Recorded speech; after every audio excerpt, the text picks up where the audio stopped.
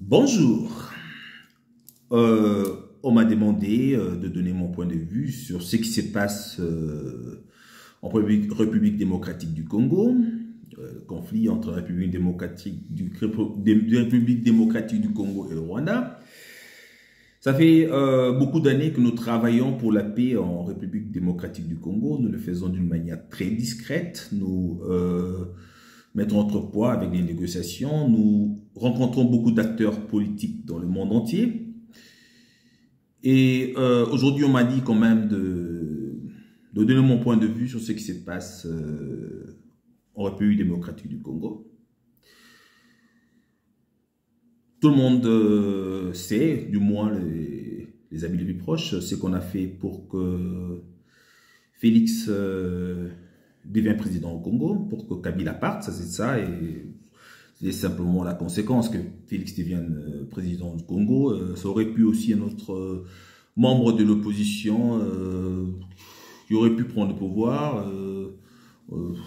Ça aurait aussi aidé les Congolais.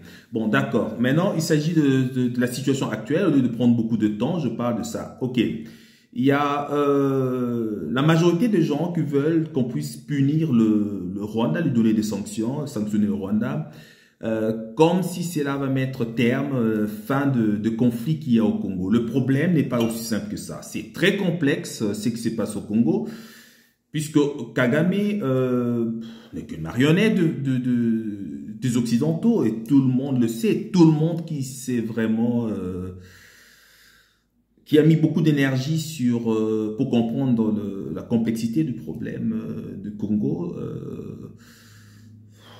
aurait déjà serait déjà vite rendu compte que le problème du Congo, c'est un problème de gens, de vestes, des Occidentaux qui pillent les richesses du Congo, qui utilisent des marionnettes. Cette marionnette, aujourd'hui, ça s'appelle le Rwanda et demain, ça peut être l'Ouganda. C'est-à-dire que si vous bloquez le Rwanda, demain, vous entendrez peut-être l'Ouganda qui fait la guerre.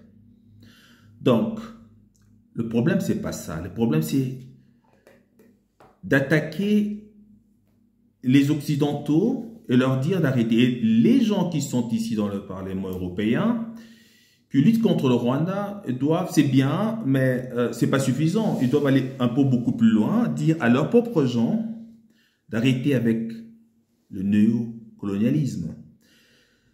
Parce qu'ils en profitent de richesses du Congo. Et ça, c'est ça le problème. Donc, le problème, c'est pas seulement de gagner la guerre. Non, c'est plus complexe parce qu'on a eu le cas, on doit toujours penser au passé avec le président Laurent Désiré Kabila, le père de Joseph Kabila, qui a aussi eu une guerre comme ça contre ses propres alliés. Il a eu des alliés, c'était le Rwanda, l'Ouganda et tous ces pays qui l'ont soutenu, qui étaient tous des marionnettes des Occidentaux pour chasser Mobutu, qui était leur propre allié de l'époque, qui ne voulait plus de lui, pour avoir quelqu'un de plus manipulable. Ils ont décidé de chasser Mobutu. Ils ont utilisé Laurent Désiré Kabila, qui avait ces autres marionnettes des Occidentaux, qui étaient l'Ouganda, qui étaient le Rwanda, et ils ont aidé Laurent Désiré Kabila à prendre le pouvoir au Congo.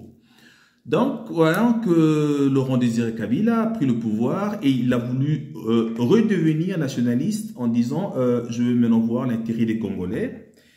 Et c'était la fin. Alors, les Occidentaux ont utilisé ces marionnettes, c'était le Rwanda et les Ougandais, de faire la guerre contre Laurent Désiré Kabila. Alors, avec l'unité nationale, Laurent Désiré Kabila, en 1998, si je ne me trompe pas, a presque gagné cette guerre. Mais qu'est-ce qui s'est passé ensuite? Ils l'ont tué. C'est ça le problème. C'est pas seulement le fait de gagner cette guerre contre le Rwanda.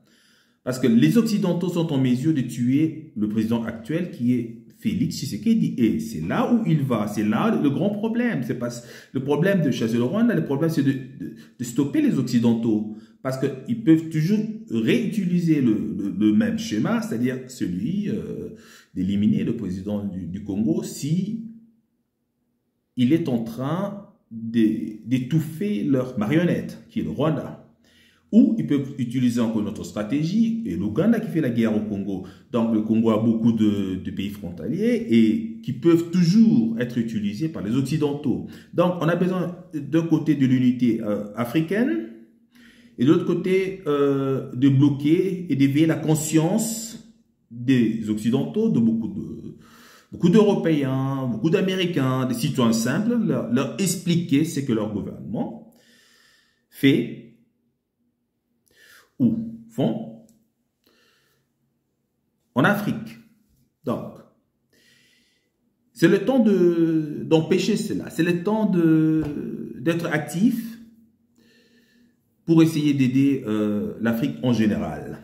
Donc, si ça ne se fait pas, il y aura une très grande révolution, comme ça commence à se passer dans les autres pays qui sont soutenus par la Russie. Et là, je pense que si ça se fait aussi au Congo, ce serait une très grande explosion, ce serait une très grande révolution. Nous espérons qu'avec le travail qu'on fait, on aura dans l'avenir un avenir meilleur et la paix en République démocratique du Congo. Comme je l'ai dit au début, je ne fais pas beaucoup de vidéos sur la République démocratique du Congo parce que nous travaillons fermement avec beaucoup d'acteurs politiques et qui sont très discrets, qui n'aimeraient pas qu'on puisse citer leur nom. On laisse d'autres personnes en parler. Mais maintenant, on nous a demandé de dire quelque chose sur ça. C'est un peu mon petit point de vue. J'essaie de résumer, mais bon, j'espère que ça pourra apporter quelque chose pour ceux qui veulent comprendre. Alors, merci, je vous dis à bientôt. Au revoir.